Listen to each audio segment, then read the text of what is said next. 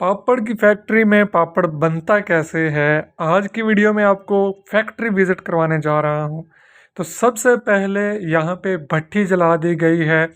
भट्टी के नीचे लकड़ियाँ ढेर सारी जला दी गई हैं जिनसे तेल गरम होगा और उस तेल में पापड़ तले जाएंगे। तो सबसे पहले स्टेनलेस स्टील के स्टव में कच्चा पापड़ रख दिया जाता है ताकि यहाँ से हम उसको आगे कढ़ाई में डालते जाएं और वो फ्राई होता जाए।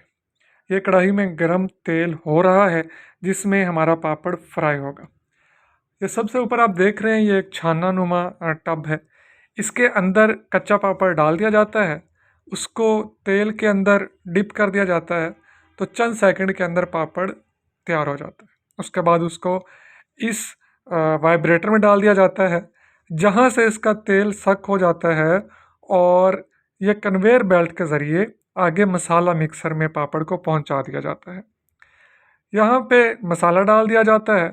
मसाला हस्बे ज़रूरत नीचे आता रहता है और इस मसाला मिक्सर से गुज़रते गुज़रते मसाला लगने के बाद पापड़ यहाँ तक पहुँच जाता है।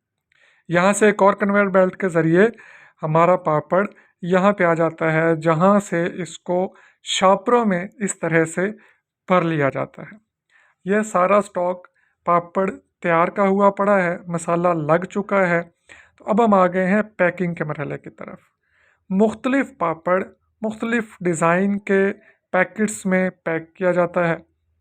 तो यहाँ पे मुख्तलिफ़ मशीनें चल रही हैं और उनमें पापड़ लगातार पैक होता जा रहा है।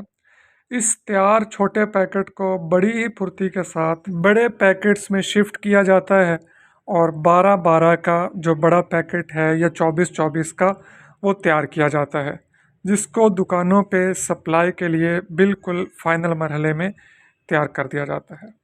ये मुख्तलिफ़ नामों से पापड़ एक ही फैक्ट्री में तैयार होते जा रहे हैं।